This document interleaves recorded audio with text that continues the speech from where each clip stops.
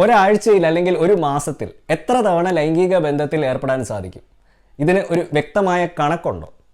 വളരെയധികം സ്ത്രീകളും പുരുഷന്മാരും അറിയാൻ താല്പര്യം കാണിക്കുന്ന ഒരു ചോദ്യമാണിത്.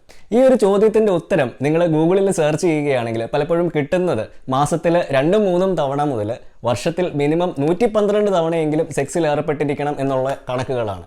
ഈ ഒരു കണക്ക് ആരാണ് തീരുമാനിക്കുന്നതെന്ന് നിങ്ങൾ എപ്പോഴെങ്കിലും ചിന്തിച്ചിട്ടുണ്ടോ?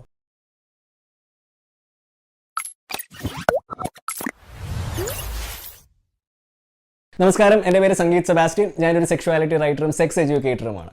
ഈ ലൈംഗിക വിദ്യാഭ്യാസം കേരളത്തിലും ഇന്ത്യയിലുമൊക്കെ സ്കൂളിലും കോളേജിലും മാത്രമല്ല, നമ്മളുടെ സമൂഹം ആദരിക്കുന്ന ഡോക്ടർമാരുടെ മെഡിക്കൽ കരിക്കുലത്തിൻ്റെ ഭാഗമായിട്ട് പോലും ഇന്നും ഇല്ല എന്നുള്ള വസ്തുത സ്വന്തം ജീവിതാനുഭവത്തിൽ നിന്ന് തിരിച്ചറിഞ്ഞതിന് ശേഷം തുടങ്ങിയ ഒരു പ്ലാറ്റ്ഫോമാണ് വിവോക്സ്. വിവോക്സിൻ്റെ ഉദ്ദേശ ലക്ഷ്യം എന്ന് പറയുന്നത് ലോകത്തിലെ തന്നെ പ്രസിദ്ധരായ സെക്സ് തെറാപ്പിസ്റ്റുകളെയും സെക്സ് റിസർച്ചേഴ്സിനെയും സെക്സോളജിസ്റ്റുകളെയും ഒക്കെ നിങ്ങൾക്ക് പരിചയപ്പെടുത്തുക എന്നുള്ളതാണ്. പക്ഷേ അത് സാധ്യമാകണമെന്നുണ്ടെങ്കിൽ എനിക്ക് നിങ്ങളുടെ സഹായം കൂടിയേ തീരൂ. അപ്പോൾ ദയവായി സബ്സ്ക്രൈബ് ചെയ്യുമല്ലോ അല്ലേ? ഈ മാധ്യമങ്ങളിൽ വരുന്ന സെക്സിനെ പറ്റിയുള്ള കണക്കുകൾ പലപ്പോഴും ഓൺലൈൻ സർവേകളുടെ അടിസ്ഥാനത്തിൽ വരുന്ന കണക്കുകളാണ്.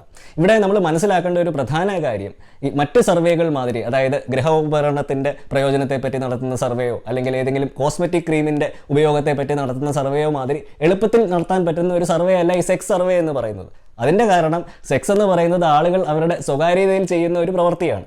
അതുകൊണ്ട് തന്നെ ഈ സെക്സ് സർവേയിൽ പങ്കെടുക്കുന്ന പലരും പലപ്പോഴും സത്യം പറയാറില്ല. പല പുരുഷന്മാരും ഈ സെക്സിൻ്റെ കണക്കുകളെ പറ്റിയൊക്കെ സംസാരിക്കുമ്പോൾ വളരെയധികം എക്സാജറേറ്റ് ചെയ്ത് സംസാരിക്കാറുണ്ട്, അതായത് ഊതിപ്പെരുപ്പിച്ച് പറയാറുണ്ട്. സ്ത്രീകളാണെങ്കിൽ നേരെ വിപരീതവുമാണ്. അവരെ ഉള്ള കണക്കുകൾ പോലും പലപ്പോഴും കുറച്ച് കാണിക്കാനാണ് ശ്രമിക്കാറ്. ഇതിൻ്റെ ഒരു പ്രധാന കാരണം നമ്മളുടെ സമൂഹം ഒരു സ്ത്രീയുടെയും പുരുഷൻ്റെയും ലൈംഗിക താല്പര്യം രണ്ടും രണ്ട് രീതിയിലാണ് കാണുന്നത്. സെക്സ് ഇഷ്ടപ്പെടുന്ന ഒരു പുരുഷനെ സ്റ്റഡ് എന്നും പ്ലെയർ എന്നും പ്ലേ ബോയ് എന്നും ഒക്കെ വിളിച്ച് വാഴ്ത്തുമ്പോൾ, സെക്സ് ഇഷ്ടപ്പെടുന്ന ഒരു സ്ത്രീയെ സ്ലട്ട് എന്നും പിഴച്ചോളെന്നും ഒക്കെ പറഞ്ഞ് മുദ്ര കുത്തുകയാണ് ചെയ്യുന്നത്. അപ്പം ഈ ഒരു വ്യത്യാസം നിലനിൽക്കുന്നത് കൊണ്ട് തന്നെ ഇതുപോലെയുള്ള കണക്കുകൾ മറ്റും കേൾക്കുമ്പോൾ വളരെയധികം സംശയദൃഷ്ടിയോടുകൂടെ വേണം നിരീക്ഷിക്കുവാൻ. അപ്പം ഈ ഒരു വിഷയത്തെപ്പറ്റി കൂടുതൽ അറിയുന്നതിന് വേണ്ടിയും ലൈംഗിക ബന്ധത്തിൽ ഏർപ്പെടുന്നതിന് എന്തെങ്കിലും നിശ്ചിത കണക്കുകളുണ്ടോ എന്ന് മനസ്സിലാക്കുന്നതിന് വേണ്ടിയുമൊക്കെ ഞാൻ അമേരിക്കയിലെ പ്രസിദ്ധ സെക്സ് തെറാപ്പിസ്റ്റായ ഡോക്ടർ ലോറൻസ് ഐ സാങ്കുമായിട്ട് സംസാരിക്കുകയുണ്ടായി. അദ്ദേഹം നമ്മളുടെ വിവോക്സിൻ്റെ സഹസ്ഥാപകനും കൂടിയാണ്.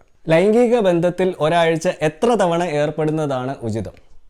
ഇതിൻ്റെ മറുപടിയായിട്ട് അദ്ദേഹം പറഞ്ഞത്, ഇത് തീരുമാനിക്കേണ്ടത് ആ ദമ്പതികളാണെന്നും അല്ലാതെ നാട്ടുകാരോ മാധ്യമങ്ങളോ ഒന്നും അല്ല എന്നായിരുന്നു. ആഴ്ചയിൽ ഒരു തവണ അല്ലെങ്കിൽ മാസത്തിൽ ഒരു തവണ മാത്രം ബന്ധപ്പെടുന്നത് കൊണ്ട് എന്തെങ്കിലും പ്രശ്നമുണ്ടോ എന്ന് ചോദിക്കുന്നവർ തിരിച്ചു ചോദിക്കേണ്ട മറുചോദ്യം, അതുകൊണ്ട് നിങ്ങൾക്ക് എന്തെങ്കിലും പ്രശ്നമുണ്ടോ എന്നുള്ളതായിരുന്നു.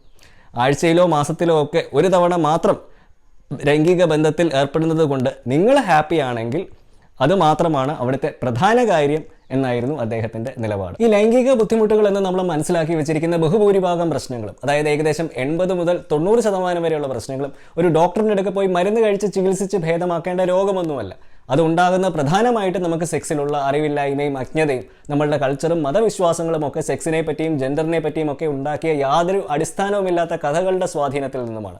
നിങ്ങളുടെ ലൈംഗികതയ്ക്ക് എങ്ങനെ നിങ്ങളുടെ വ്യക്തിത്വത്തെയും ആത്മവിശ്വാസത്തെയൊക്കെ മാറ്റിമറിക്കാനുള്ള ഒരു ശക്തിയുണ്ട് എന്നതിനെപ്പറ്റി കൂടുതൽ മനസ്സിലാക്കാൻ താല്പര്യമുണ്ടെങ്കിൽ നിങ്ങൾക്ക് എന്നെ ഈ നമ്പറിൽ കോൺടാക്ട് ചെയ്യാവുന്നതാണ്. ഈ ദമ്പതികൾ തമ്മിൽ പലപ്പോഴും ഉണ്ടാകാറുള്ള ഒരു പ്രശ്നം ലൈംഗിക താല്പര്യത്തിലുള്ള ഒരു വ്യത്യാസമാണ്. അതായത് നിങ്ങൾക്ക് ഒരു പുരുഷന് ആഴ്ചയിൽ ഒരു തവണ മാത്രമാണ് ശാരീരിക ബന്ധത്തിൽ ഏർപ്പെടാൻ താല്പര്യമെങ്കിൽ അദ്ദേഹത്തിൻ്റെ പാർട്ട്ണറിനോ ഭാര്യയ്ക്കോ ആഴ്ചയിൽ 3 തവണ ശാരീരിക ബന്ധത്തിൽ ഏർപ്പെടാൻ താല്പര്യമുണ്ടായേക്കാം. ഇത് നേരെ മറിച്ചും സംഭവിക്കാം.